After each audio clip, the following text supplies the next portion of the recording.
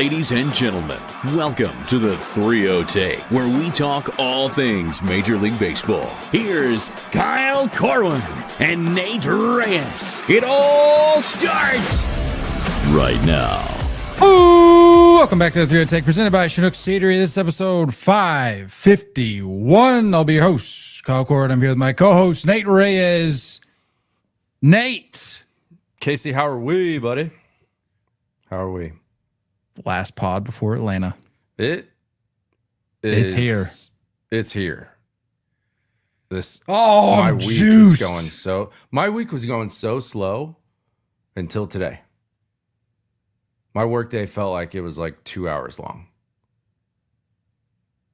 Is that a Yeah, good sign of things to come? Like the rest of your week gonna just fly by? I don't know. It's hard to say. I feel like tomorrow could be rough. Oh, because then it's just like it's not Friday yet, but like I don't know. Basically is. Yeah. I actually feel like my week is flying by because I'm feeling the heat on trying to finalize these details for this trip that we're about to go on, including what we were just talking about before we hopped on this, the punishment for the loser for our wiffle ball home run derby. Yeah. Have yet to finalize that, but we'll revisit that at the end. So stick around. But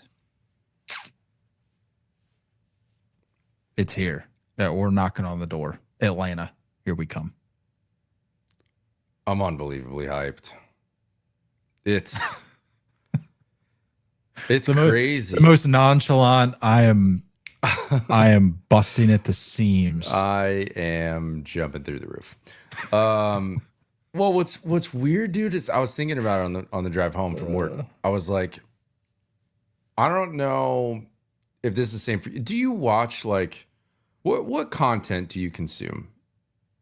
No free ads, but like what content do you consume on like a day-to-day basis? Like not like what you sit down and watch with the wife, but like do you get into podcasts? YouTube stuff? Do you do podcasts? Love podcasts.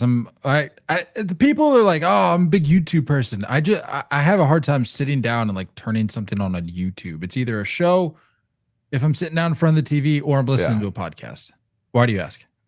Well, because like I watch like a lot of YouTube golf, and I feel that I wonder as like listeners and fans.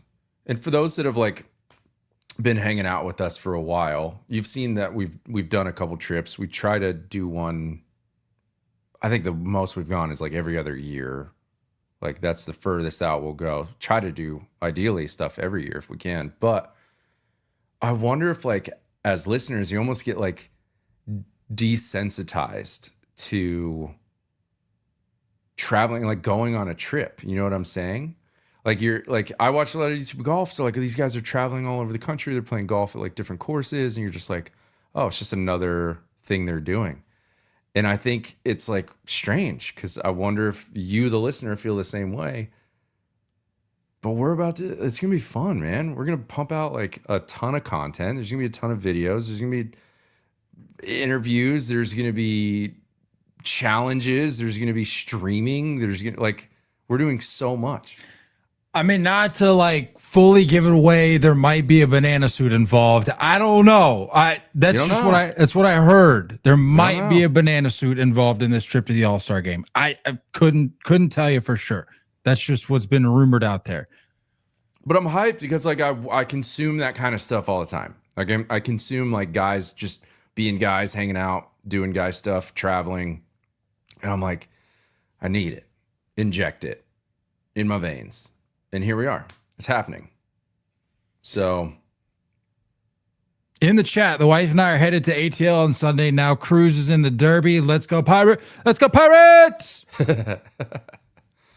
That's a great reminder for anybody. Sorry, I feel like I'm just gonna want to talk about this All-Star week, the whole podcast. So forgive me in advance. But another reminder, if you're listening, if you're watching and you're gonna be there, or at the very least in the area, I mean, not that we're gonna like drive to your house or your Airbnb, but like if you're in the area, maybe we could meet up. We're gonna have a lot of downtime. Like we're gonna be cranking out a lot of content. Yeah. going to a lot of events, doing team store tours, going to some. Actually, I won't even say. Oh, that was cool. I'm excited for that one, but I can't say.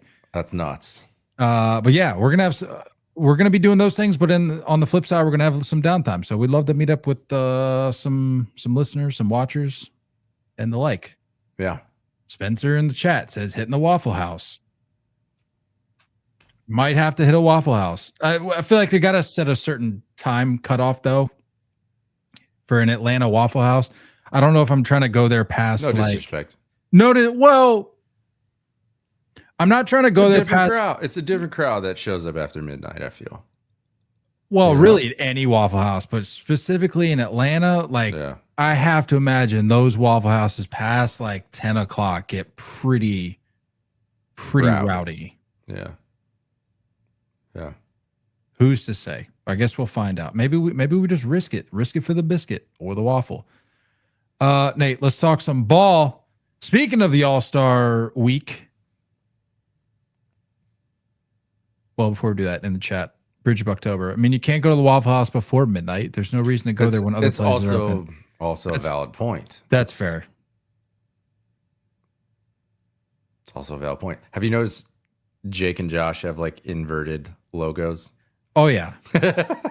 Let's go Pirates! Speaking of All-Star Week, Nate, it was announced today. I think, right? Today? Yeah. I said that with a lot of confidence, but I'm pretty sure it was announced today that the automated ball strike system is coming to the All-Star game on next Tuesday. What do we think about this? This was a cash grab, I think. How so? I mean, no disrespect. We're going. I'm excited about going, but I think everyone can kind of argue that it's the All-Star game has lost its fastball over the last few years. You know? I don't think that's a crazy stretch. And so I think this maybe brings on some eyeballs. Say, hey, at least we get to see it on the big stage. Get to see it on national TV a little bit. Plus, I don't know. Umpires are kind of checked out for the All-Star game anyway, so maybe this helps.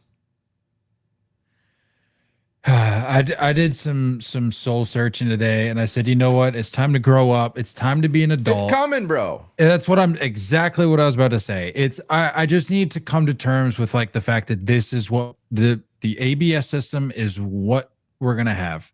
So why try to fight it? And of course you're gonna have your people that are saying if there's enough of an outrage. No. When is the last time Major League Baseball or really any business or corporation or operation changed their course on something like that, where they've been talking about it for so long, and then they're like, well, okay, you know what? There's enough. I'll give you the last outrage. The uniforms. I know, but in the grand scheme of things, that's so inconsequential. But something like this really impacts the game. They're not going to walk it back. Yeah, they can't. They're going to change. They're going to change anything. We're going to have a lockout. I don't feel good. I don't feel good about that. I get what you're saying though. It's just, you might as well get prepared. It's coming. I like the challenge system. I really do. I think it's a very simple, easy thing. I like that it's limited. I like that it's just a little at the top of the dome and it gets challenged, and you get to see your little tennis court simulation thing up on the scoreboard, and it's done. Moving on. I don't see the reason to go in full blown all the way to it. That's all.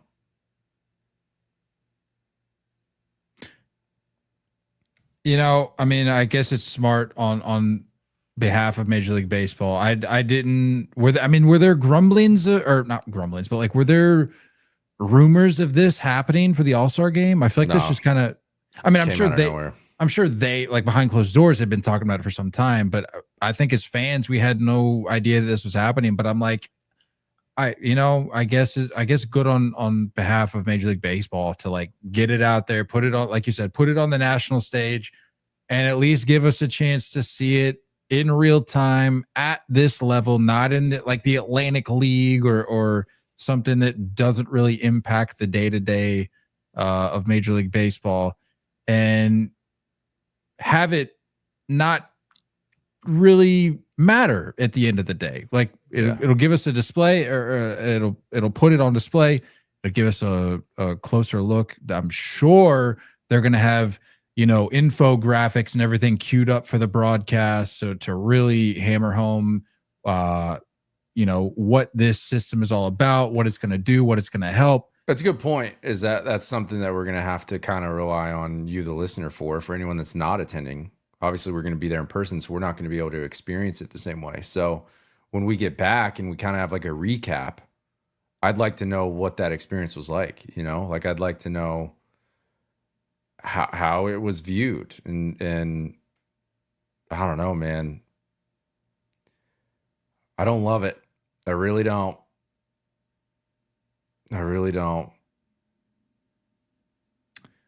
Just gonna have to grow. I'm just gonna have to grow up. Yeah. It's where it's headed. Yeah, it's where it's headed. Well, I mean, I'm not gonna fight it. Also, real quick, just baller. I mean, do I know ball or do I know ball? Swapped out Corbin Carroll in my fantasy lineup today for Wilyer Abreu. Just riding the hot hand, and man's just went deep. So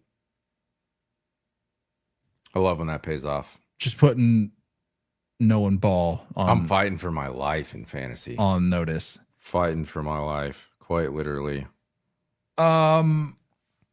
Yeah, that's never good. 1% playoff chance, especially this early in the year, dude. I need some assistance. Crazy. Any other thoughts on the ABS system though? I don't think we're gonna get to see like the full downside to it, because no one's really swiping bags in the All-Star game. So I don't think it's gonna be like a tell on how the catcher reacts to it. That's a good point. One I had not considered. You're saying how it impacts the art of catching, as it were, that we've talked about. This won't give us that test. That's fair. Yeah. I mean, one game you're only going to be able to learn so much from it. You, like I said, you've been able to see it at other levels, in other areas of the game, but not necessarily in baseball games that have any sort of significance, such as this one. However, it's coming, and we just got to suck it up. Speaking, yet again, of All-Star Week, more home run derby participants have been added. The latest, I believe, today, Junior Caminero. In addition to that, we also have O'Neal Cruz of the Pirates, and then Byron Buxton have been the latest three to be added since we last talked. I would ask you which of those excites you the most, but I think I already know. Maybe my prediction?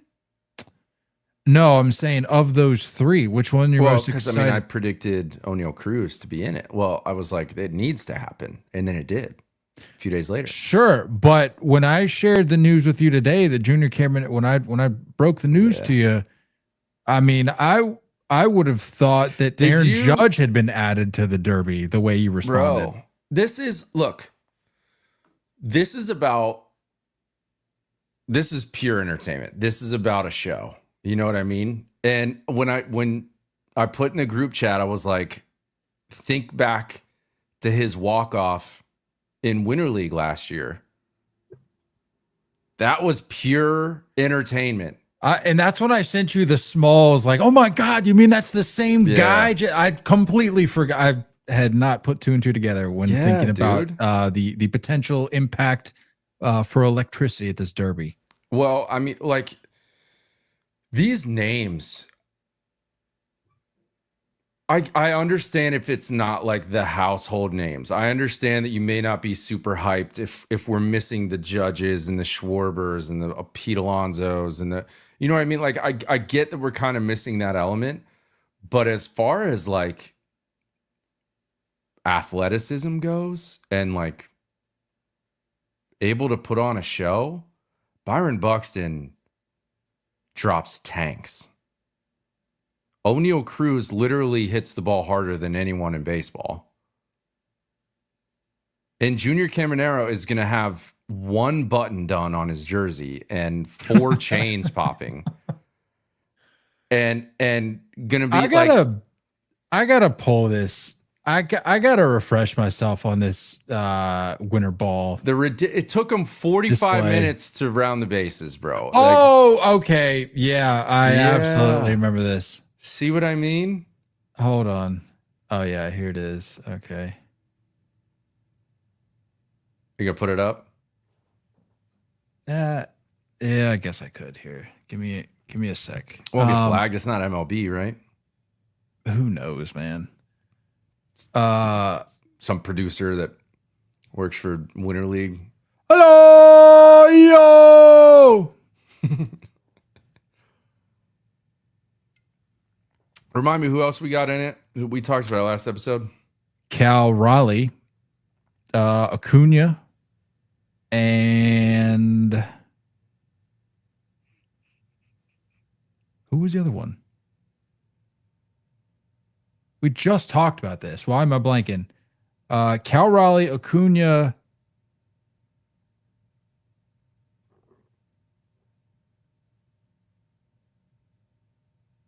Who was the third one? We just talked about this. I don't remember. This is why I asked you. You're not helping. James Wood? James Wood. So there's 6 now. We're up to 6. Yeah, we're up to 6. So we got 2 more slots. Look. Here's that. This is gonna be pure gold. Hold on. Where is it? Here we go. Jairo Asensio, el líder en juegos salvados de todos los tiempos. Duro por el center field. No. I can't believe it. I can't believe it.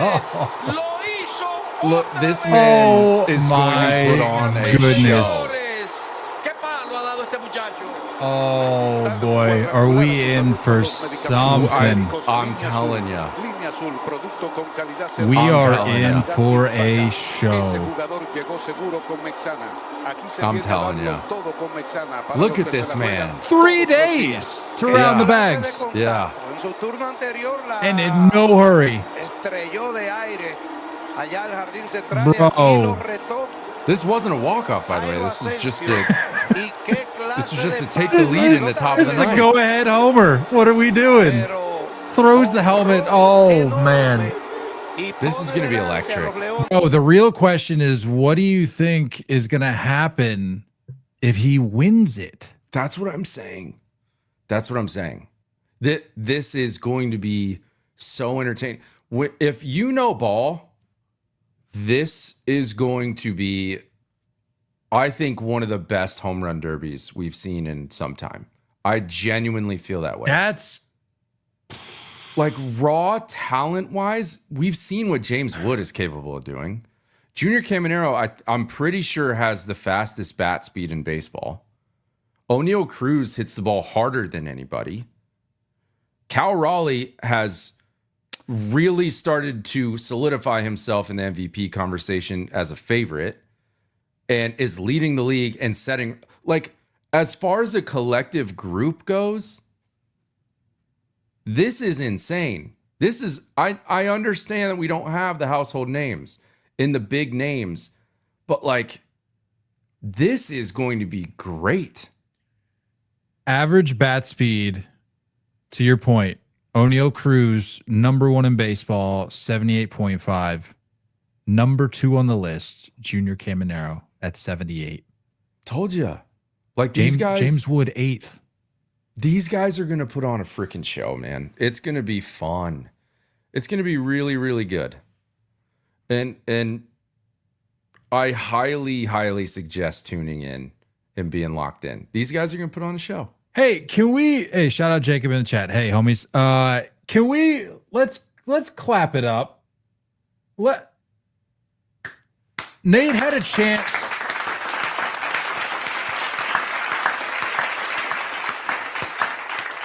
Nate had a chance there to just take a negative route. Honestly, a route that I took this morning, but I'm not going to fully divulge that. You had a chance to really poo-poo on this derby field so far, and I'm genuinely proud of you. Thank you for really driving that point home that it's going to be a worthwhile endeavor. It's going to be great, dude. It's going to be great. And like when you think of like the layout in Atlanta, and you're going to see balls getting just absolutely smoked to right center, and you see skyscrapers in the background. You got the chop house in right. You're going to have balls hammering off the brick. Like it. This is going to be a show. And we're going to have a great view. And these guys, I'm telling you, I genuinely think this is going to be the best home run derby you've seen in a long time. That's exciting. I was gonna say it's crazy, but I'm not gonna poo-poo it because there is. I have to believe that there's potential for some fireworks here. Who?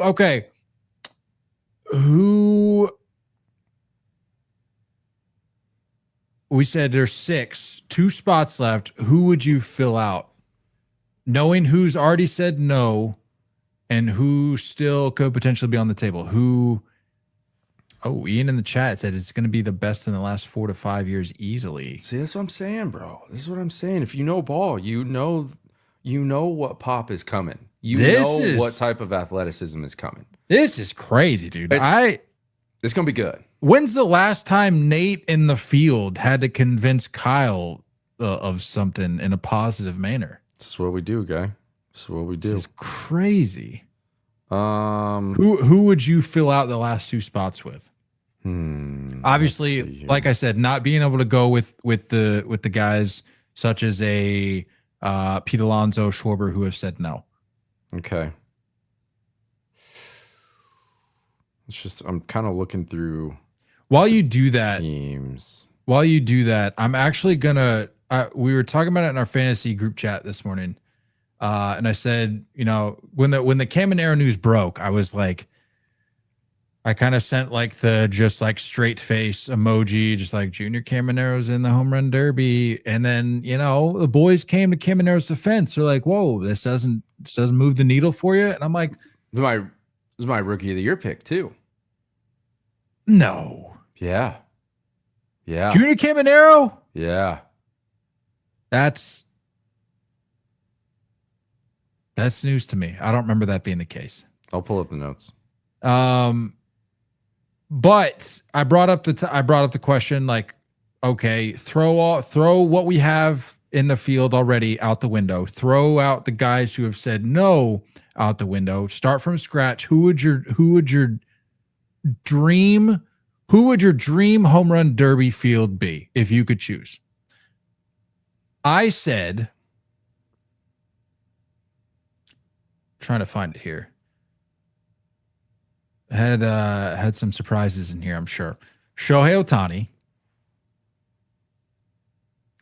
Cal Raleigh, Ronald Acuna Jr., little home cooking, Aaron Judge, just because he has an OPS of like 6,000 right now, Kyle Schwarber, James Wood, Pete Alonso. Yes, Pete Alonso, because this is just Wood in there already. This is just what he does.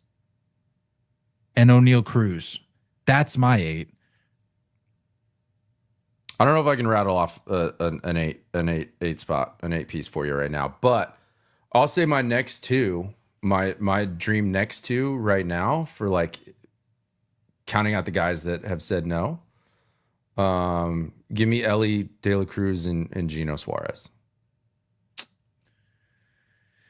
Yeah, I think if I were to bump Pete, because on second thought, I'm like, this is his event, but like I would love to see a spot like that filled with somebody else. I would probably go Eugenio. Yeah. Caglione would be sick had he had a better like month. Like it would just feel really like it would just be uncomfortable watching this guy in a derby, knowing the struggles he's had. It would bring back like our no disrespect, but our hometown guy, Justin Bohr. One of the best. You talk about a perfect fit for a derby. That guy was made for the derby. I know. But it was one of those things where it's just like, was it too soon? Like, did he not have enough eyes on him yet? It's kind of one of those things. I don't know if Cag's got enough eyeballs on him yet. I don't know if he's earned it yet either. Like you said, it's been a rough start. No, but like I said, honestly, at this point, say there was one spot left, and it's like, okay, you could have Caglione knowing what he did on his way up to the big leagues, or you could go with Kyle Stowers. No disrespect, not to throw so many ricochets at Stowers. He's caught a lot lately. Yeah, the last week or so. But like, who would you rather have, Cags or Stowers? Yeah. I'm going Cags. Yeah, for sure. Yes, our sweet prince Bryce, great pick. I saw he went deep today. I think it was his first homer since coming back from the wrist issue. I get the argument, I really do, but the thing is, just like I think this event is starting to become more of like, let me show you what max effort looks like. I don't want to see a guy in his 30s. I don't want to see a guy that's been in the league for 8, 10, 12 years who's like got the Hall of Fame already in sights. You know what I'm saying? Yes. I want to see like, I want to see like 22, 23-year-olds with like just absolute, like, I have no fear. I have no regard for taking this time to rest. I'm going to put on a show. I want to see like peak athleticism. I think that's what we have. I really do. I think that's what we have right now. I mean, I guess, but like outside of the injury for Bryce, like if he wasn't coming off of that, dude has one of the most violent swings in baseball. And he put it on full display in DC. Granted, I know that was freaking 7 years ago now. That's what I'm saying. Yeah, that's kind of jarring. 25, 26 years old. That's what this event is for. As awesome as it can be to see, I think we already have that in a Cal Raleigh. Like, we have the home run leader in Cal Raleigh. We have kind of like the boring guy. Check, boxes checked. Everyone else is like freak athlete. I think this is the most athletic field you've seen. All right. Well, I'm excited. Fernando Tatis, another one that hadn't been named, would also be a great pick. I like that too. Okay. Like that too. In the chat, Hunter Goodman may end up in it. Of all the names I've seen thrown out there, that would hurt. It would hurt, but I could very easily envision a scenario where we wake up to a notification in the morning. Hunter Goodman has been selected for the home run derby. And then you're sitting there going, well, the derby really just took a hit there. No disrespect, but that would take a hit. Hunter Goodman took some strays when I was trying to make the case that we need to do away with the whole every team needs to be represented at the All-Star game thing. And Hunter Goodman was somebody that people were throwing out there in defense of like, no, like, what about Hunter Goodman? He's having a good year. Yeah, he's having a good year, but you've been spraying strays as of late. I mean, this is a tumultuous time in baseball. We got good word. There's a lot. Thank you. There's can you spell it? TUMULTUOUS. Tumultuous.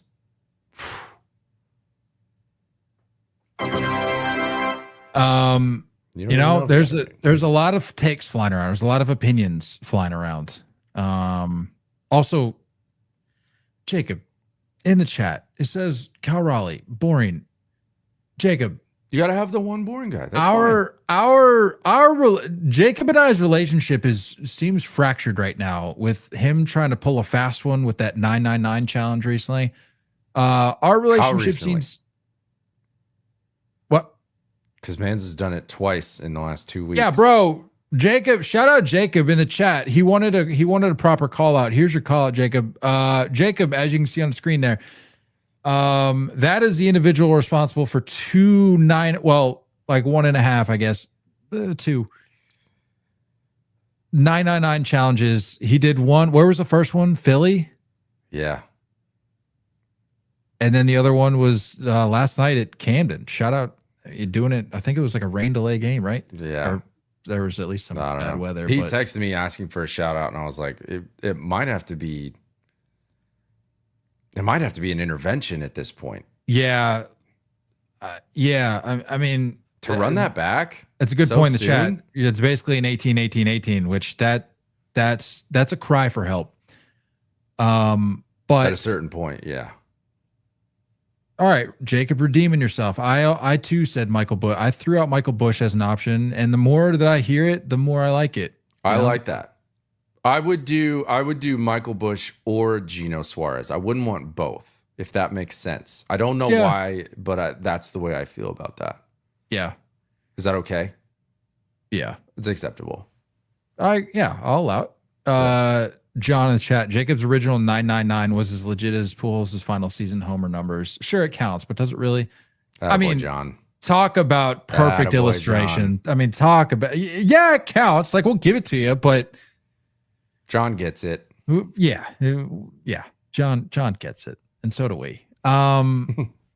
Jacob, see a doctor. Yeah, of the mental and physical kind. It's that Jordan gif where he's like, "Stop it, get help." That's basically the message that we're trying to send to you. 2 999s in the course of what? 3 weeks? Yeah. 2 weeks. That's more hot dogs than I've had in 10 years. Right. It was the night that I was at the Blue Jays game. Yeah. Which was like 3rd of July. Wait, was that a week ago? Dang. Yeah. Jacob twice in a week. Jacob needs help. Twice in a week. Week and a half, maybe. Still jarring. Anyway, talking about a guy that's hot dogging it, Rafael Devers.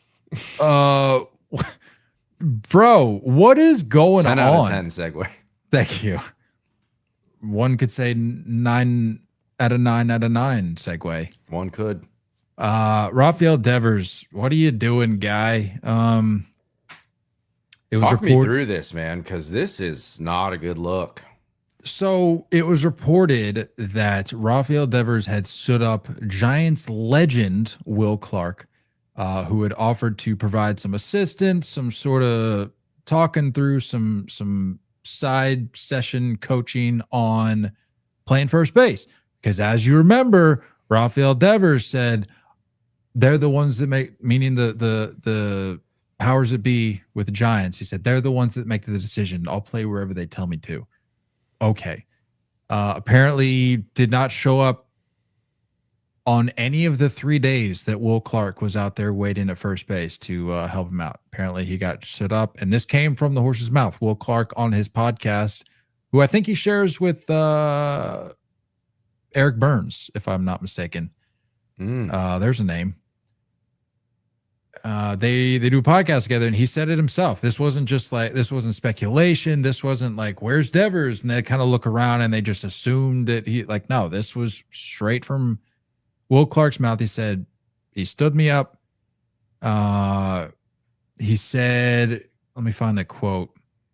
Didn't you call him Devers? Who knows? He didn't say Devers. He said Devers. He said, I don't know what the F happened. He said, I said he didn't want to go out and be at first base and be 20 feet in front of their freaking dugout with what went on in Boston. Now he's working with me at first base. He didn't want to have to go through all the BS through the press and the media, and so I completely understand. But Rafael Devers, next time I'm in San Francisco, your tail will be on the field at first base, just letting you know that. Clark went on to say that Devers would be on first, even if it meant he had to grab him by the back of the neck and drag him out there himself. A lot to dissect there. I haven't heard great things about Will Clark from the fan perspective. Based on comments, I don't think he has like the best personality review as a whole. But he is a legend. And this kind of seems like it's like teed up for you. You know, if you're Rafael Devers and you just want to be like kind of win the fan base over quickly. That's clickbait stuff, man. That's straight clickbait, easy headline stuff. If there's some picture snagged of you hanging out with a Giants legend. But now this like kind of spins the whole narrative of like, were the Red Sox correct?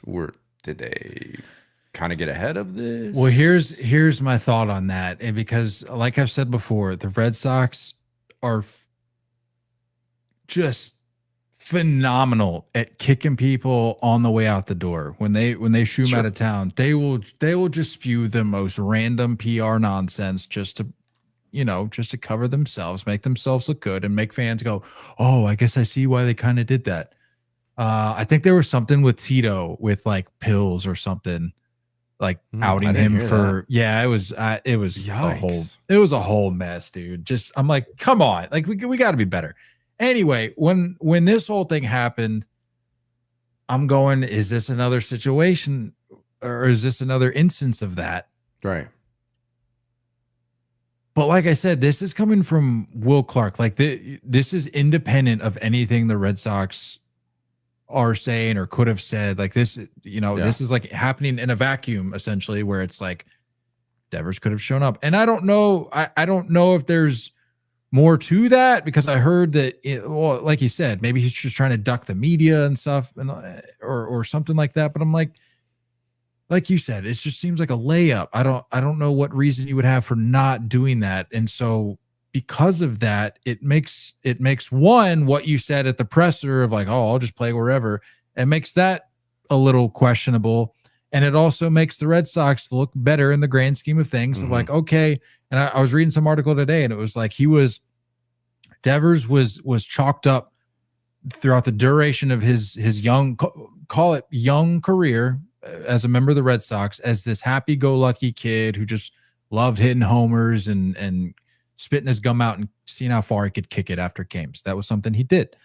But the article went on to say, like, maybe there was something a little deeper beneath the surface, under the hood, that just the average fan or the general population, which is going to be the case in any situation. We're obviously only aware of what's made public. But I had to agree with that original stance of like, oh, Devers is this happy-go-lucky kid. At least he seems like it. But the more and more we hear about it, it's like maybe there was a lot more. I don't want to say like bad blood, but just not team friendly nature there. Yeah. I don't know. Like I don't know, but he's not helping his case with stuff like this. Nah, man, it's tough. And it's difficult when just to get a quick update on it, the Giants are definitely in the playoff picture. So it's just like, it's strange that I don't think it's much thanks to him either, by the way. No, it's not. And so that's what I'm saying, is that like, it's strange to come in and like kind of already ruffle feathers in that way. And that's like, it could be a little embarrassing. If I'm Will Clark, like I'm probably a little embarrassed if I get stood up and I'm like, I'm memorialized here. Like everyone knows who I am here. I don't know. It's very odd behavior. And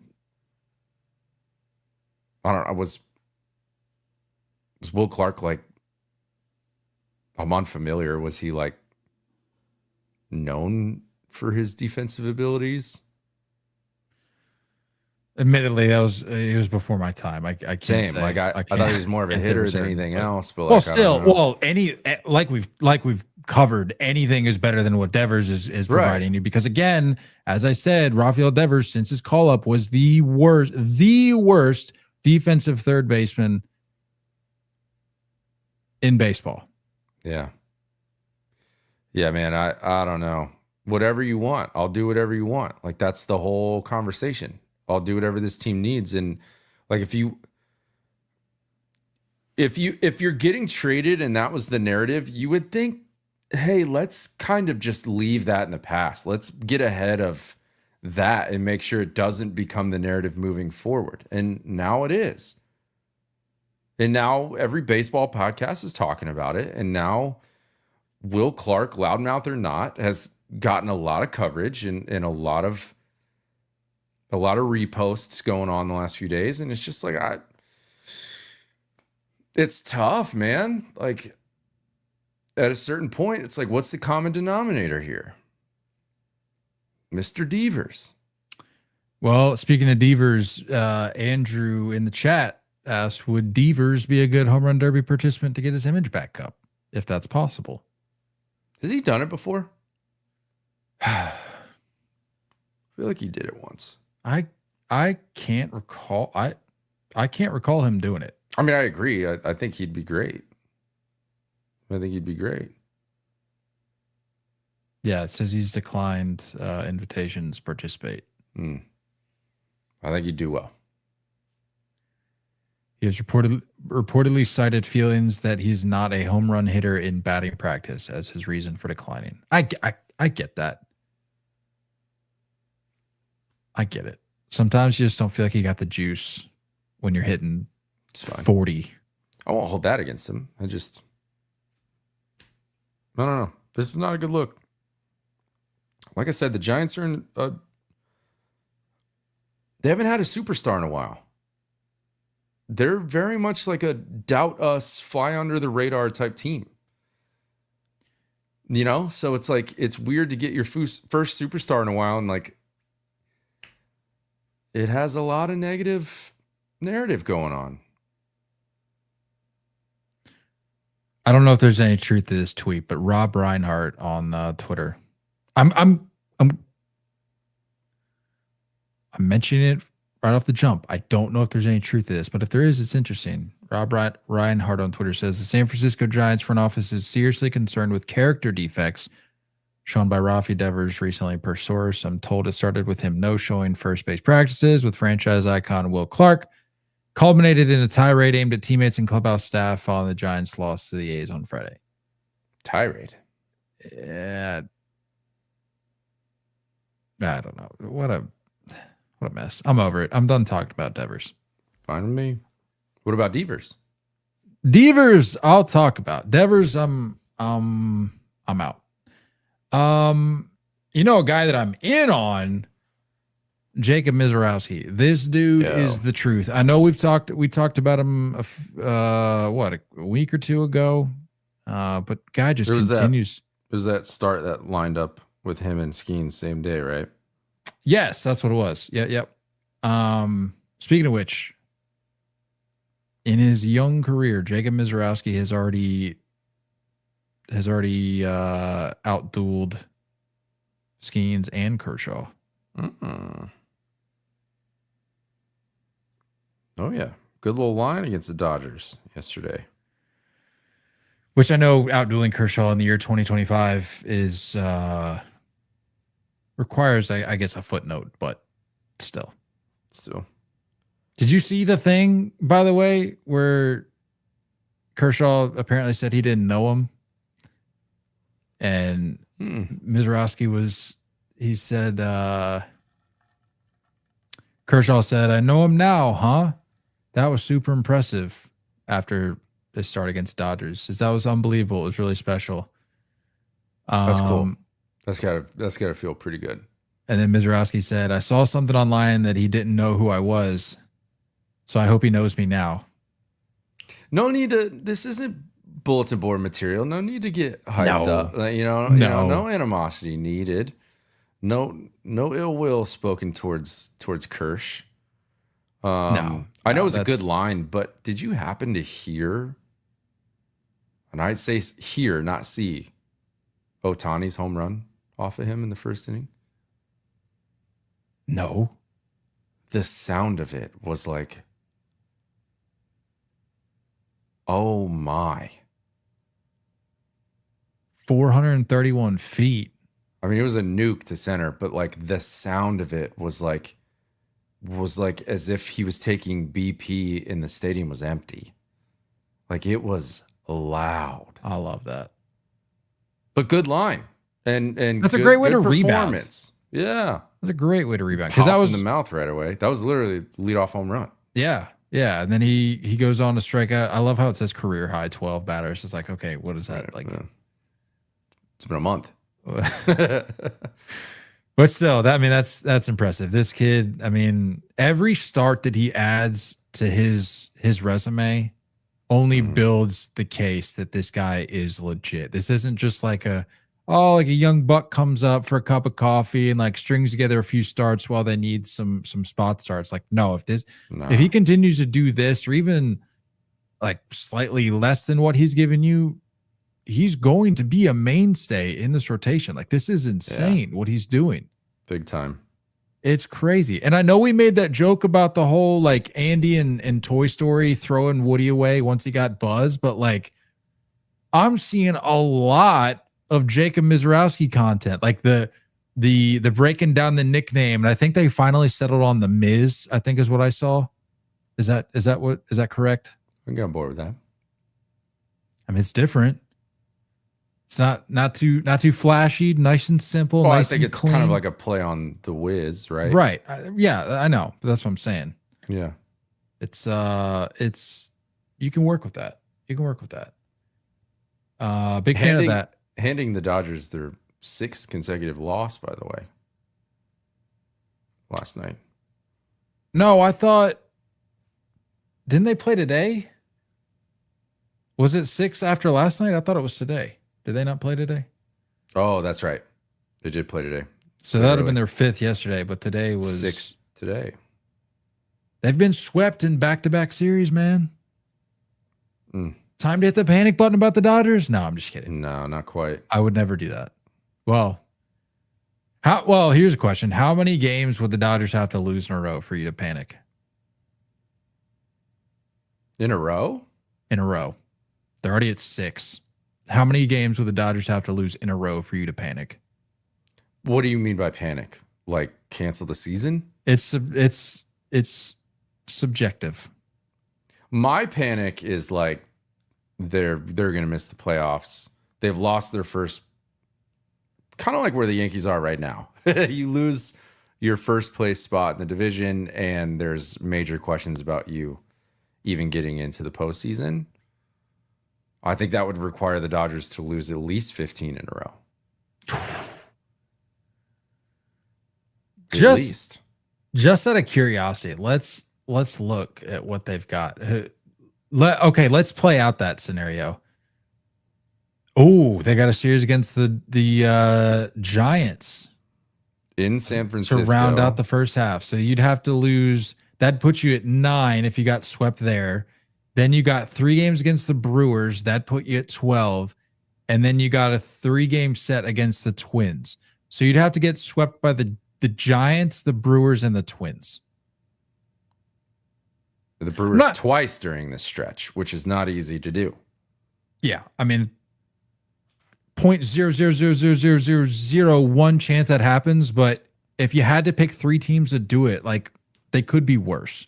Yeah. You could have worse teams to pick. But yeah, I mean, that's still like going back to the original point, though. 6 games for the Dodgers.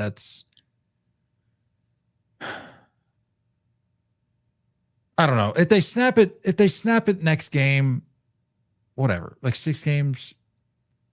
If that's like your version of if you're the Dodgers and that's your version of like the June swoon and it just happens to come in the stretch before the break. Are they almost like the only team to be like immune to panic? Well, that's why I asked. Like, what would it take for you to hit the panic button? Even then, I'm hesitant to hit the button after 15 straight. I'm pretty hesitant still. Hey, I'm with you. At least this time during the season. Their last thing before we move on here. They've lost 6, so they'd have to lose 9 more. If they lost if they lost 9 more games, that would put them at they would have a record of 56 and 47. They would still be 9 games over 500. This is never going to happen anyway. So it's fun to as much as we can hope for it. It's fun to speculate. It's fun to dream. Yeah. No, I wouldn't wish that on the Dodgers. I don't really care. Do what you're going to do. We'll see how it plays out in October. Speaking of October, a guy that probably is not going to be there. Aaron Judge, the last 10 days, credit cannon. This might be a debut. No, it couldn't have been a debut for Judge. No, he was pretty early on during this segment, but I don't love the way it started. Well, it's reality. No. What, you want me to mislead the people? Oh, speaking of the playoffs, the guy that's going to be at the World Series again, that's not going to happen. Aaron Judge. I didn't say that either. Look, not every Yankee that gets a credit cannon has to have a jab mixed in, guy. Go back and listen to I've talked about I've given props to Max Fried on here. I've given props to Carlos Rodon. With jabs, maybe Rodon. I don't think I'm straight with Fried. Clark Schmidt. You gave Clark Schmidt in there as well. Now he's cursed. Maybe this is the bat. This could be another conversation. The curse of the cannon. You don't want to put it out there just yet. Pirates of the Caribbean. The curse of the cannon. Working on another prequel. Would that be 7? Would that be Pirates 7? Maybe. Pirates 6, somewhere in there. Aaron Judge over the last 10 days, coming into today, Wednesday, hitting .419. And let me just let me qualify this by saying it is weird putting Judge in the credit cannon segment because of the year he's having. It's like what sample? Like at any point this year, I really could have just do it. You could just do it. Yeah. Taken a 10, 14 day sample or like 15 day sample and be like, okay, but I just happened to check the numbers. And I'm like, this seems worthy of making this round because it's been a minute. Sure. But just know that, he all in all could really just be in this segment pretty much every week, but that would be boring. With that said, last 10 days, Judge is hitting .419 with 6 homers, 12 ribbies, and an OPS of 1623. According to Yankees Muse on Twitter, which I thought this was very interesting. Well, more funny than interesting. 2025, Aaron Judge has tied the Yankees record for homers before the All-Star break with 34. I think coming in today, he had 34. That record was set by 2024 Aaron Judge, who happened to break 2022 Aaron Judge's record. So this guy, if you need a homer before the break, this is your guy. So good for Judge, swinging it well. Yeah, 1 for 2 tonight with a couple more ribs, by the way. So all those numbers slightly climb. Guy's not going to sniff the end of October, but this is still an impressive run.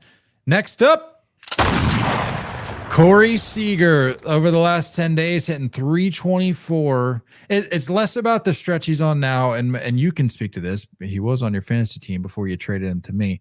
A little slow getting out of the gate, but he's had a very impressive run over the last, we'll call it 2 weeks. Over the last 10 days, hitting .324 coming in today, hitting .324. 4 homers, 8 ribbies, and a 1207 OPS.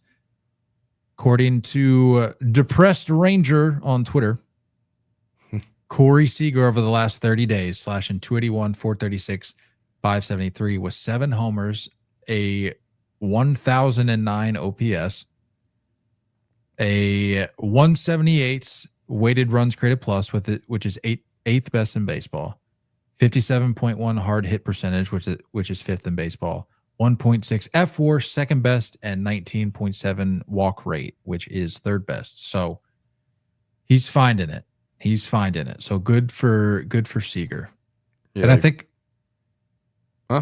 think he's on a 13 game on base streak too. So he's figuring out ways to make it happen. So good for Seager. Yeah, guy's rolling. I think it was some hamstring issues early on. Seems like he's kind of healthy now. Couple IL stints.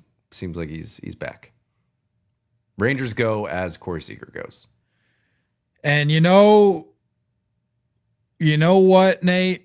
The Red Sox go as Trevor Story goes, making his return, his long-awaited return to the Credit Cannon segment. It was jokes. It's been all nothing but jokes the last week, but I'm putting my foot down. I'm tired of the Trevor Story slander. One of the better shortstops in all of baseball as of late. Tell me I'm wrong. The numbers back it up. As of late in there.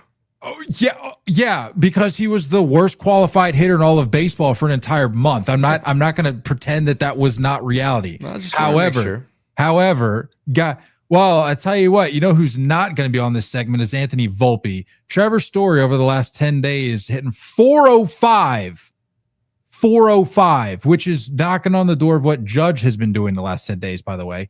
405 with 4 homers, 14 ribbies, and a 1232 OPS.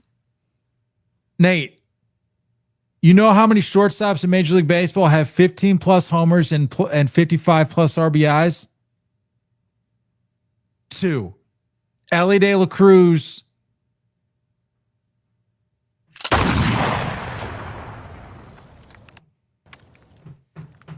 Start over. And Trevor Story.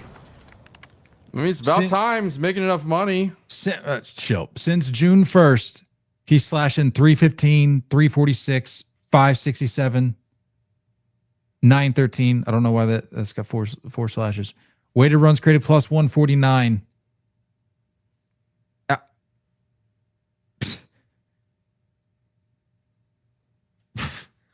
I mean, what more needs to be said? Moving on. Zach Wheeler.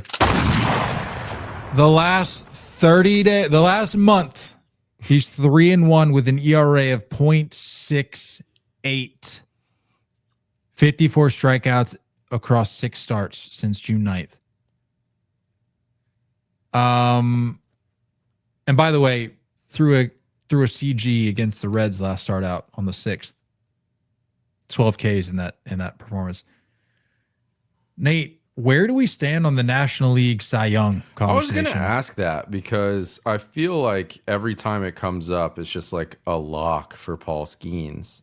I don't think it's been a lock for at least a couple weeks. And then we just don't talk about it? Zach Wheeler, forget this year, since... What did I see today? I think since I think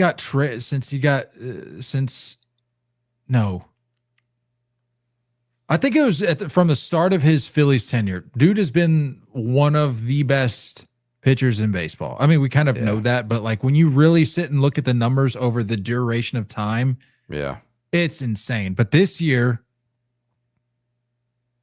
coming into today, sporting an ERA of 2.17 to Skeens' 194, has 148 strikeouts to Skeens' 125, has a whip of 0.84 to Skeens' 92.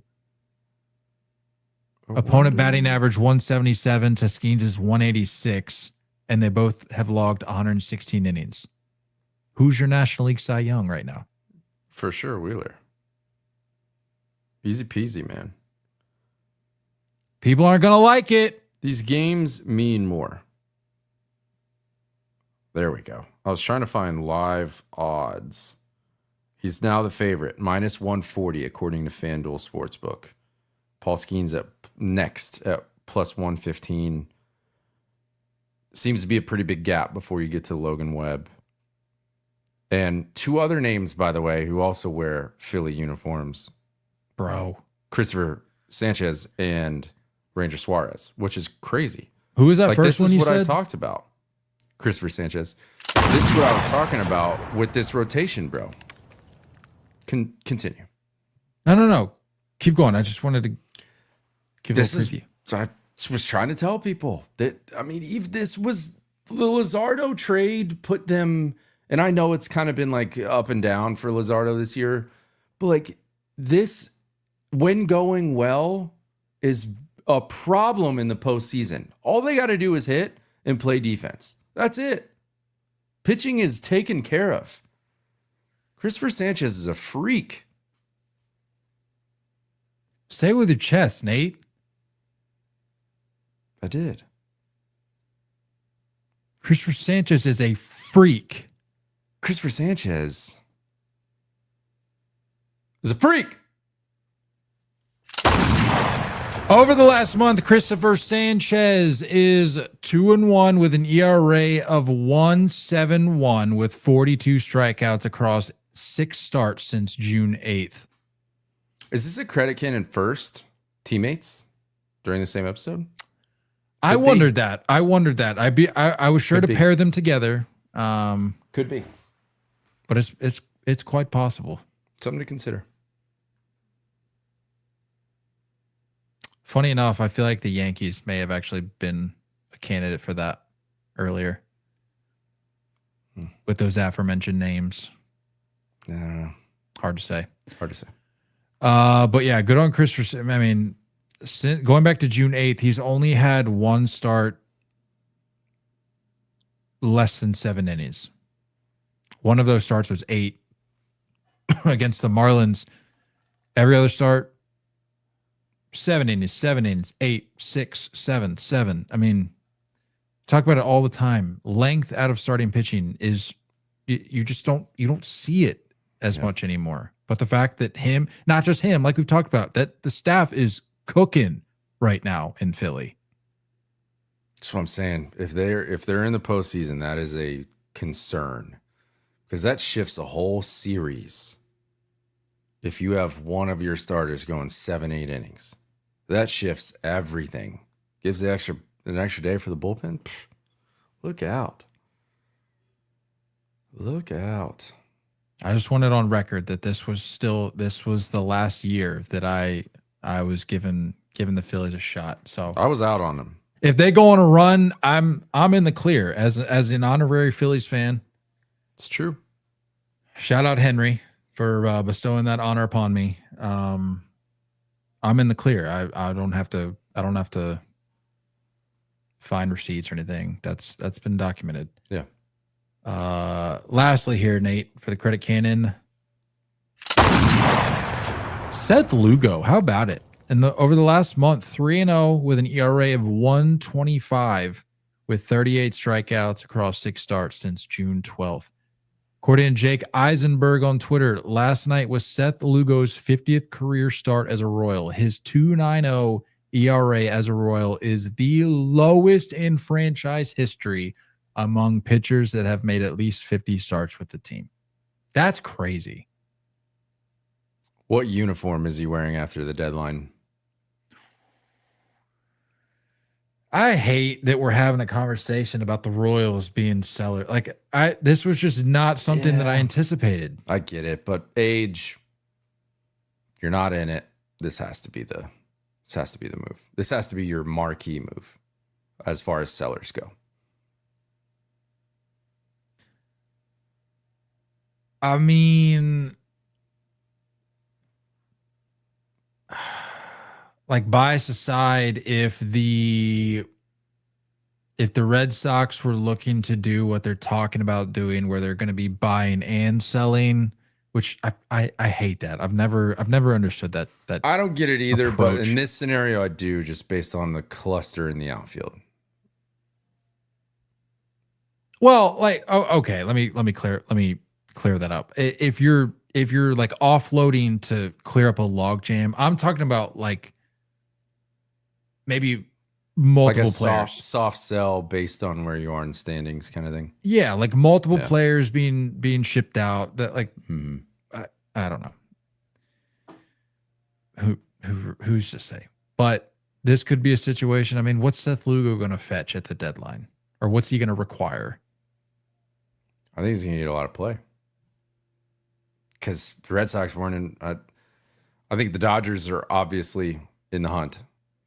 Well, the Sox have been linked to Joe Ryan. Whether or not there's truth to that, which I have reason to believe that could be a possibility. I could see that. If you're going to go after Joe, getting more play than Joe Ryan, for sure, because more teams would be willing to fork over what's needed. But what I'm saying is, if you were linked to Joe Ryan, whether or not that's lost steam or not, if you're willing to go after that, it's like what we said for them in the offseason. They were linked to Soto. Whether or not that was true, if you're linked to Soto, then you'd be more willing to, or you'd be willing. You wouldn't balk at a guy like Alex Bregman, where it's like, okay, if we were gonna go after Soto, why not go after Bregman? Mm-hmm. But yeah, I could see if you need a guy to supplement the rotation, which they do. I'm going to say Dodgers, Astros are probably at the top. I can see the Mets in that conversation as a little reunion. A little throwback. Yeah. I like it. I don't know. Any other thoughts? No, a lot going on right now. A lot going on in the league. I like it. I like when the news wire is hot. It's hot right now. Heading into the break, and it's not like fizzled out, or people are just like kind of crawling, like, oh, just give me a day off. Like, no, we are full steam ahead. Yeah, into this All-Star break. Yeah, like a bunch of divisions that are in the conversation. Like, you know what I mean? Like there's not really. There's been some shakeup. There's been some scuffling. There's been new teams added into the conversation that have like stepped into potential buyers. Like, we got a lot going on. Closing the book here, Nate. Let's settle on this. No, don't do that. I need you to lock in. I'm sensing this like 1 foot in, 1 foot out kind of thing. You were dropping excuses in the fantasy group chat today as to why you don't think you'd win. I think the golf swing is going to be a very difficult factor to deal with. I mean, sure, but you act as if I'm out there taking BP every day. Like, I've swung a golf club more in the last year than I have a baseball bat. How about that? And that's a fact. I told you how we almost ran over Obama at the golf course. That's true. That's also a fact. Yeah. Got photo evidence. So I mean, I'm hanging out at the golf course as well. Am I good at golf? No. I said it in the chat. I've got you. I've got you on the Oppo round. I don't know why you're so confident about just handling me in the lefty round. I feel better about my lefty swing than my right. Well, that's just not true, but yeah. All right. Okay. Well, we need to settle on some things here. What is the wager? I alluded to it earlier. I had the idea today and dropped it in the fantasy chat to get a little feedback, see what the guys thought. Banana costume. I thought, oh, let me just snag one from Amazon real quick. It's like $30. And then I was reminded by Nate that he has a banana costume. So it just felt like it does feel right. A natural solution to the question of what is the loser going to have to do? It does feel right. Post losing the wiffle ball home run derby, which I believe TBD, like from an official standpoint, but tentatively scheduled for Sunday night. which I think is solid. I think that's a good time. We get in Saturday, kind of get the lay of the land over the next 24 hours, and then we go all in. Yeah, we'll go all in Sunday night. Wiffle ball home run derby. What are you? What's the pitching scenario? Is let's talk this through. I'm open to ideas. I mean, are we throwing junk in there? Is it just BP? I'm in the camp. I'm not fully in the camp, but I am in the camp. Again, 1 foot in, 1 foot out. Right. Of just a gentleman's handshake on standard BP. I mean, I'm okay with that. It'll also depend on where we're starting from, because we're obviously not standing at home plate, because this is going to be like a middle. The field that I've got my eye on, or two fields that I've got my eye on, are middle school fields, which are it's a great size for just like a rec or like a recreational style thing. Yeah. But specifically for this, we'll have to at least go to second base. At least. Yeah, at least. I was thinking the back of the cutout, but that's just me. Yeah. But maybe second base. But I mean, if we're doing that, if we're gonna need all the distance all the help we can, or all the help we can get with distance, I think we may just have to go gentleman's shake on standard BP toss. Standard BP. I'm okay with that. I'm not here to rack up Ks, Yeah. Okay, yeah. So we've settled on that. Okay. My tentative plan, four rounds. Okay, I was gonna ask about structure. So 4 rounds. 4 rounds. So I was looking around. I'm like, what are some ways that we could maybe spruce it up? I saw a suggestion of doing rounds within rounds.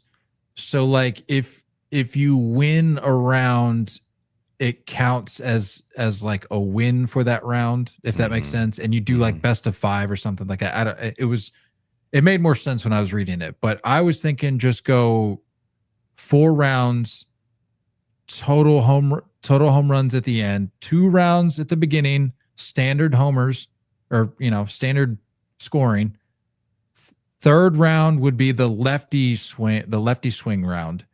And then the 4th round would be the money ball round, where homers count for double. Or that was just an idea. Is there another way? Is there another structure idea for the money ball round? I just figured that was simple enough. Count as double.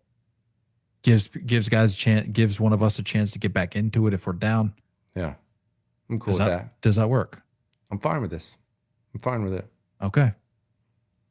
Banana costume on the streets of the Battery. Yeah, let the people know. What have we? I think it sounds like we've decided what's going down here. So okay, how about a bonus wager? Okay. The more wagers, the better. Whether it's this or MVP 2005 World Series that we've got planned.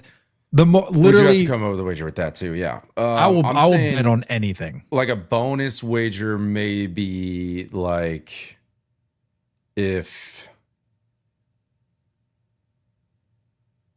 there's a sweep, the banana costume then has to be worn the whole day. How would you sweep though? Win every round. No, but that's what I'm saying. We can decide, do we want to do you win a round and then we do best of 5, or do you just want to go four rounds of 10 pitches each, and whoever has the most at the end of it wins? Oh, I get what you're saying. I'm open to either. I just thought that was an easy enough structure to keep tally of. Right. Well, what do you think of some type of, if we do the 4-round structure,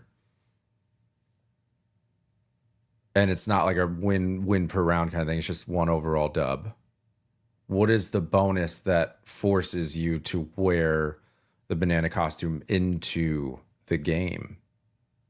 Not just the on the street interviews / trivia questions. We could set a gap like a differential, like a win differential. Yeah, that's what I was looking for. Run differential almost. Like a homer differential. What do we think? Like a double digits. I was thinking, I was kind of settling in on 10 because that Moneyball round. You could rack up. You can get in a groove. Quite the differential. You can get in a groove. And honestly, the more I think about it, I almost wonder if 10 swings of 2 homers each is too much. Maybe it's 8 swings. Well, maybe it's 5 outs. Okay. First round is 10 outs. What'd you say second round was? I said 2 traditional rounds of 10 swings or outs or whatever. What if it's double? Well, that's the other thing. Outs or swings? That's what I'm thinking here. So like round 1 is 10 outs. I think that like we're not taking any practice hacks. We're coming into this raw, broken, old. I think it's 10 outs first round. Maybe second round is 10 swings. Third round is oppo. Last round, maybe it's just 5 swings.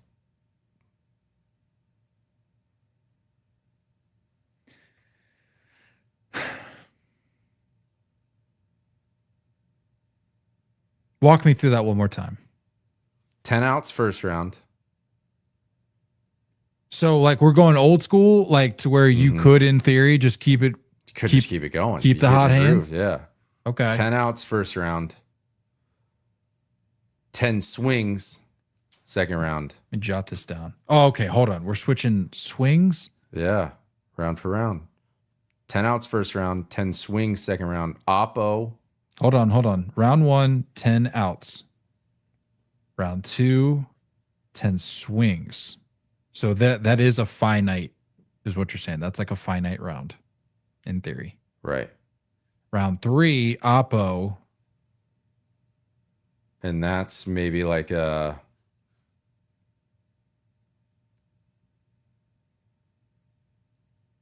We could alternate. You could go out swings. Although, are we getting too complicated? I don't want to make it too complicated. I don't know. I was trying to think of the right thing for oppo. I was kind of thinking of like, if you whiff twice in a row, that's the end of your round. I gotta be able to remember this. Yeah, I don't know. I don't know what we do for oppo.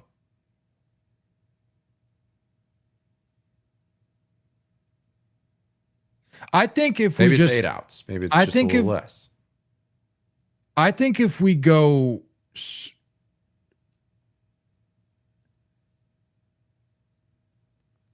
yeah, that's a good point in the chat. You definitely want to go swings in the bonus round because if you go outs swings in the bonus round, that's chaos. You're just inviting chaos. Mm-hmm. That's a banana suit the whole day for sure. Okay, how about this? Oppo is timer. How about that? Maybe we get what if we get a timer round in there? Maybe that's second round timer. Just 2 minutes. We'll have multiple phones. I guess we could possibly make that work. Yeah. 2 minutes. Well, we're going to have limited wiffle balls to work with. So that would require chasing stuff down over the course of 2 minutes. And I don't want to overcomplicate it. It's not a bad argument. That's not a bad argument. Yeah, pitcher could slow you down. Yeah, you could just be taking your sweet time. There would have to be some integrity involved. No, for sure. But it's the limited wiffle balls thing that I would be leery of. I throw great BP, by the way. I believe it. I throw really good BP. Just letting you know. No yips. Well, speaking of integrity, you're yippy. No. I'm not yippy. Full transparency though. We're talking integrity. I will let you know that the majority of guys that I threw BP to in the cage, pregame, practice, things like that, the most common takeaway I had, the feedback that I got most was that I didn't put enough on it. Like guys were getting out in front too much, and they're like, put a little more on it so I can meet it deeper in the zone. So that's something you're gonna have to keep an eye on. I mean, I'll try to make changes, make it a little more hittable, but just know that that's my instinct. Sure.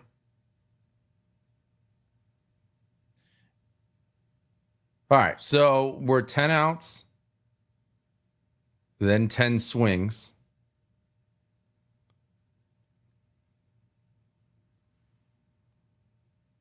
What if we mix in junk for the oppo round?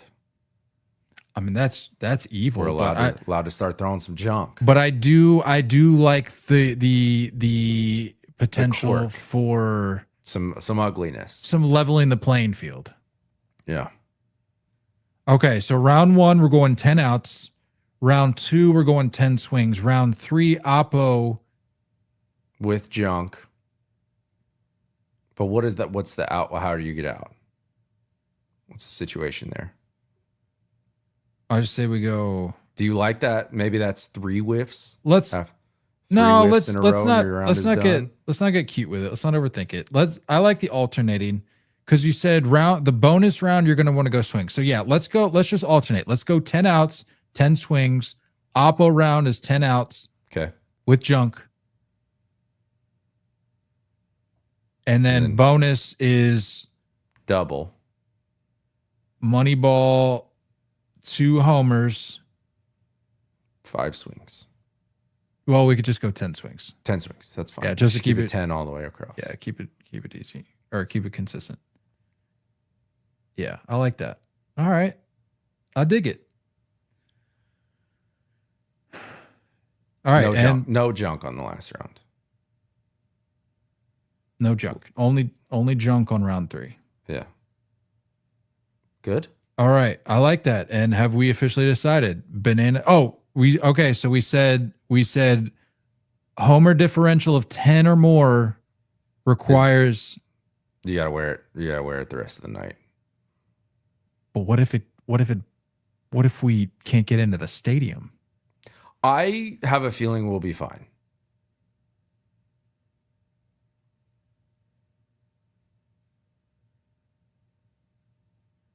How about this? You know what the worst would be? Worse than this?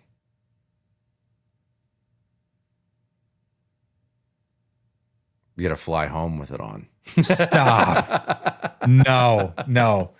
The content comes to a screeching halt when we arrive at the airport on departure day. I'm not wearing a banana suit to the airport. Oh, that'd be tough because you're alone at that point. You don't have alone. Your friend laughing at you. First of all, they wouldn't even let me on the plane, but I'm 1,000% getting pulled over for a random search, even if they did let me get through the security line. Obviously sus. Crazy. Yeah. Tough. All right. I think we'll get in. We'll get in what? I think you can get into the ballpark with it on. If the differential is that bad. I don't think it will be, by the way. I think it'll be closer than we think. Yeah. Any other thoughts on this? We don't need to go into what the plan is for World Series. That might be more of in order to make this more competitive, maybe we just go little, I don't know. Should we go like just friendly series for the World Series? I mean, we can. I'm down. I'm down to put a wager on the MVP. I'm down. Okay. All right. I'm gonna lose that. For sure. You've been playing that game forever. Right. I mean, I agree. I'm not denying that. But will be on PlayStation though. That's what I'm saying. A little different than what you're used to. What we could do. If anyone's locked in on my bag and they see a PlayStation 2 and a banana costume in that puppy, they're gonna be like, "This guy is nuts. Guy is a pedophile." No, yeah, I don't know. Can't be trusted. I don't know what that bag is gonna look like, but I feel bad for the guy that has to open that. Anyway. Yeah, let's put a wager on it. I mean, doesn't that be crazy? Because I full transparency, I agree with you. Like I have been playing that game a lot, but what we could do is just juice the sliders and just make it like try to level the playing field as much as we can.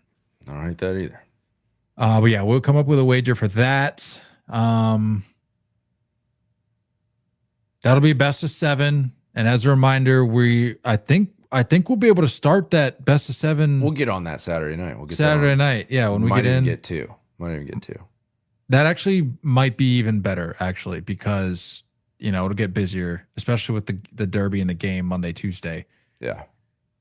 Maybe we even try to. No, we'll figure it out. But yeah, don't get crazy here. Don't get crazy. We'll be kicking that off Saturday night. I don't hate the idea of a food challenge though. Food punishment. Oh, for the MVP. Mm-hmm. Give me just toss out an idea of what you're thinking, just so I'm in the realm of what you're thinking.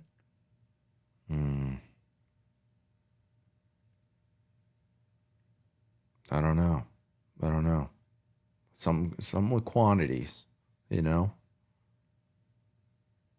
a lot of something. Well, I mean, the good thing is the wives won't be able to say no to whatever it is. Right. That's key information there. We can't go live with that. That's where you'd run into potential issues. It was diabolical, but it was suggested that this for the wiffle ball derby, not even MVP, that loser has to shave their beard, which would be. Bro, I can't do that. I can't do that either. Talk about pissing off your wife. Mine would not be happy.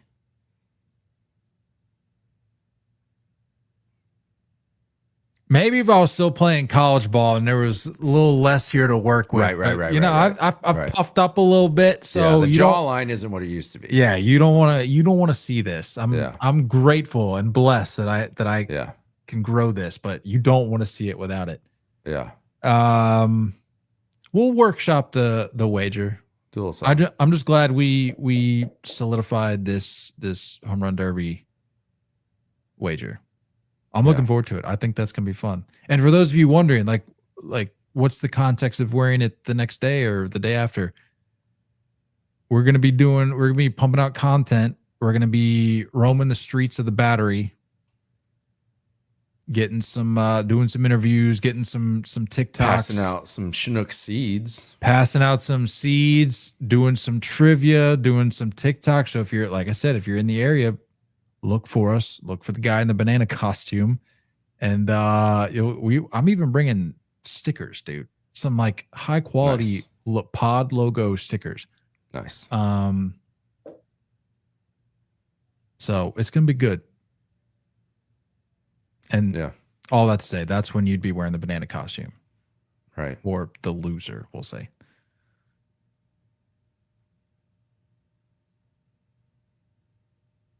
You. Time will tell. You want me to play before we go here? Let me drop in the quick hitter I made today for the Derby to promo it.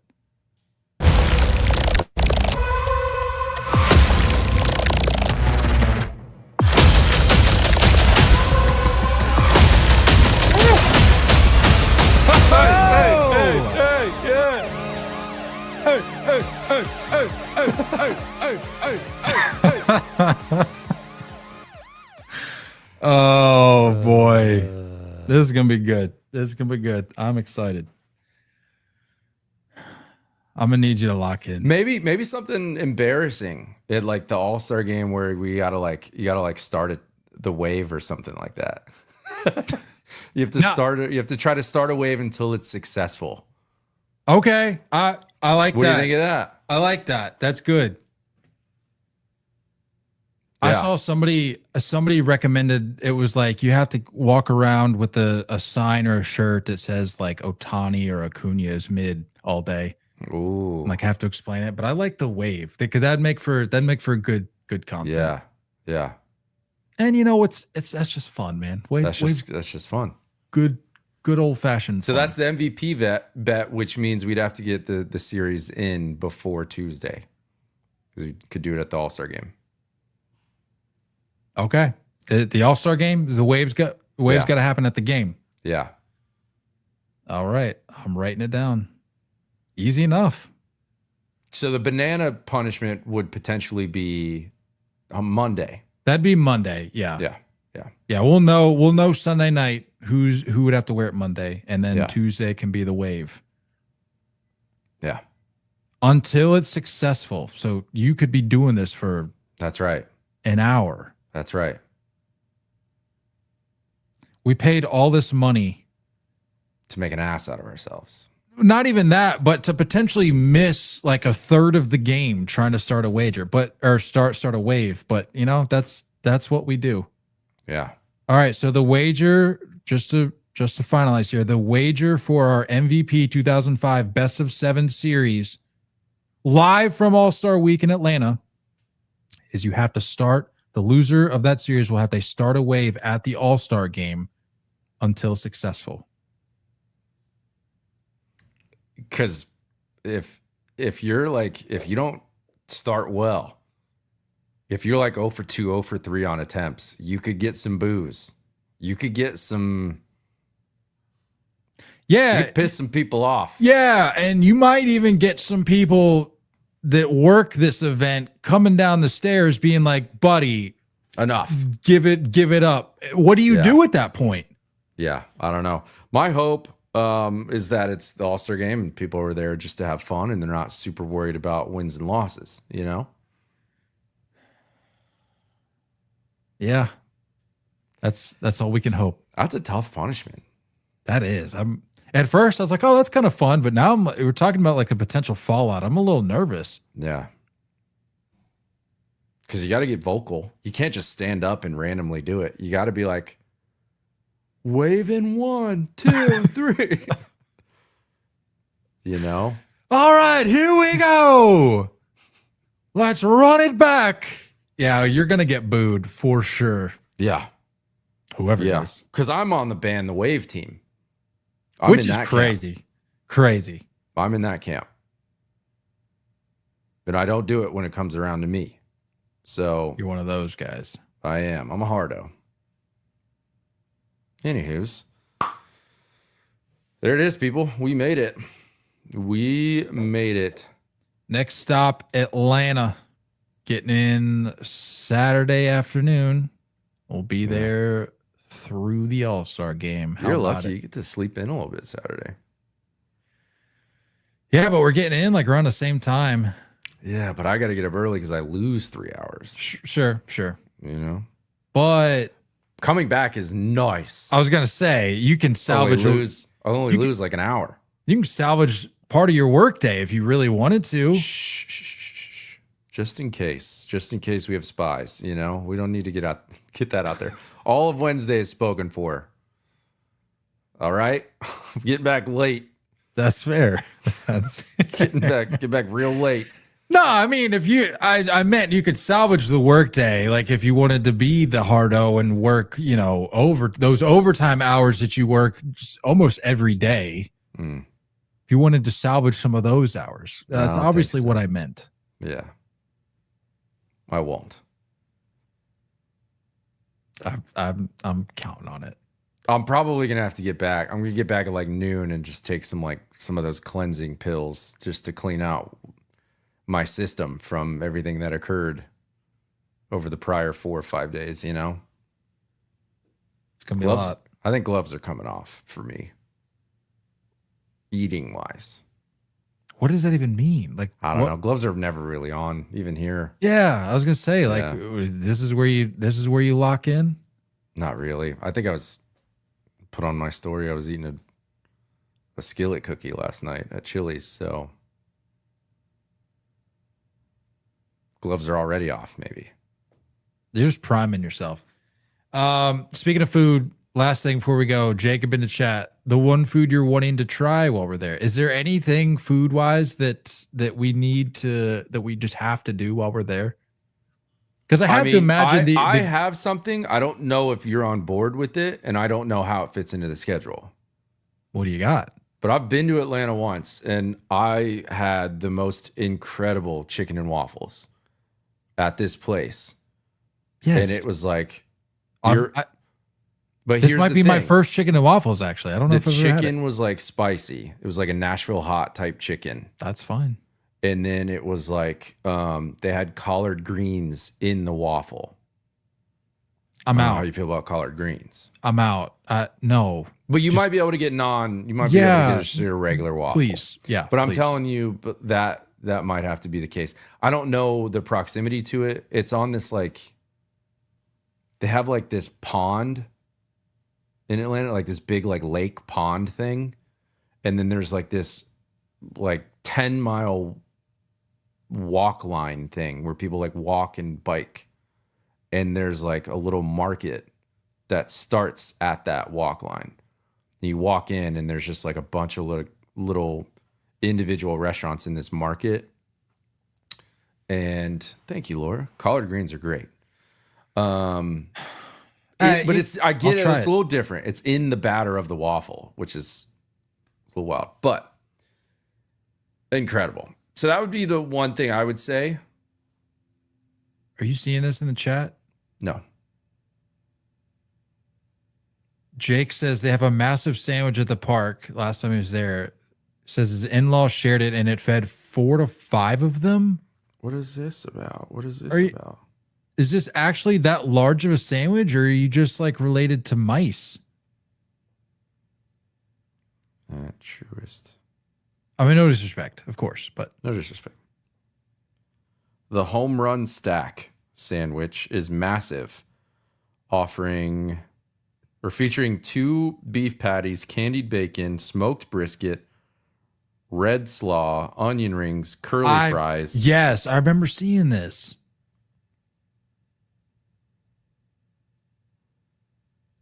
It doesn't like I can't see. We might have to. This is just like the Google AI thing. It looks gnarly though. Look at that thing. Yeah, we may need to. I'm down to try chicken. That's not. I'm down to try whatever weird things await us. Truly, that's like a $60 burger. Well, yeah, maybe. Yeah, maybe like 1 or 2 specialized things in the park, but it's elsewhere. At the 1871 grill, which is in 5 different sections. It's probably how many dollars that sandwich costs. Meatloaf sandwich. I'd try that.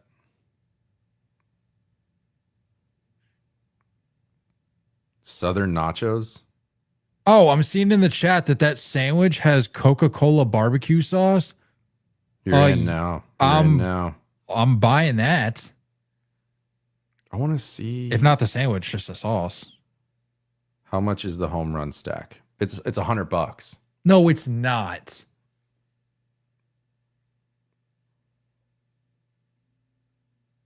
Does it actually feed 4 to 5 people? I mean, for $100.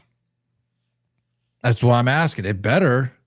Jacob wants to know if we're doing a food vlog. Jacob, always. Our vlogs end up being primarily food vlogs. It's crazy. Like we're a baseball podcast, but you go back and watch the vlog from the World Baseball Classic. Tell me how many times you see food mentioned in there. All right, here we go. I found an article on it. Oh, looks ridiculous. I mean, that's what I'm here for. There's no price. I don't understand.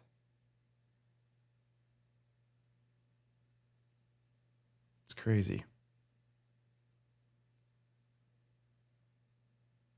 We'll figure it out. Could happen. They may not have it because it may be like a specialized all-star thing. Who knows? Everything could be new, different. Who's to really say? But anyway, we'll figure it out when we get down there. Anyway, time. We've got the wagers set for the MVP 2005 series and the Wiffle Ball Home Run Derby, and I am looking forward to it. Any last reminders for the folks? Because the next time they hear from us, we'll be down there. Just keep an eye out on socials. Stuff's gonna get posted. Yeah. Vlog's gonna be a little bit. Obviously, it takes some editing and stuff. So like that's gonna be days after we get back, but the posts are gonna be often. What is it? What's the early and often? That's what early and often. Yeah. If I would venture to say, I mean, I'll try to get our content on across all the platforms, but I would venture to say when in a bind, I'm probably posting to TikTok. No, I'm actually probably going to go TikTok. Okay. Like if there's a video we do and we're in a rush and I'm trying to get it out, it's probably going to TikTok. But like I said, I'll try to get it out elsewhere. But if you're not following us on TikTok, what are you doing? Get over there and do that. Get over there and do that. Jacob says need a schedule to follow live stuff. That's a good thought. I think post the schedule. Yeah, maybe once we get in, or maybe even beforehand, we can just map out a schedule and let people know like when things are going to be. Yeah, as best we can. So, yeah, keep an eye out for that. I'll make write myself a reminder here to do that. But otherwise, you got anything else? I say, man, let's go do this thing. I won't do it there. I'm not going to do it here. You shouldn't do it anywhere. Don't go chasing curveballs. We love you all, and as always, looking forward to talking more baseball with you guys soon. Until next time, stay filthy.